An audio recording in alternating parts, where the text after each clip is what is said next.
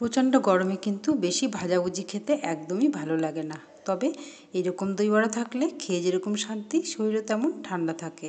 এরকম দই বড়া বানাতে হলে 1 কাপ বিউলির ডাল ভিজিয়ে নিতে হবে, 3টে কাঁচা লঙ্কা আর একটু জল দিয়ে একটা ভালো মিহি পেস্ট তৈরি করে নিতে হবে। ওই পেস্টটাকে একটা বাটির মধ্যে নিয়ে 1 চামচ আদা বাটা, একটু মৌরি আর একটু নুন দিয়ে ভালো করে ফেটিয়ে নিয়েছি। ভাজবার জন্য প্যানে তেল দিয়ে বড়ার আকারে সব লাল লাল করে ভেজে নিলাম বড়াগুলোকে। বাটিতে গরম জল করে একটু নুন আর একটু হিং দিয়ে বড়াগুলোকে দিয়ে ঢাকা দিয়ে রেখে দিলাম। এবার একটা গ্রিন চাটনি তৈরি করে নিলাম আর সঙ্গে দইয়ের মিশ্রণটাও তৈরি করে নিলাম। এইবার বড়াগুলোকে সব জলের থেকে চেপে চেপে তুলে নিয়েছি একটা প্লেটে।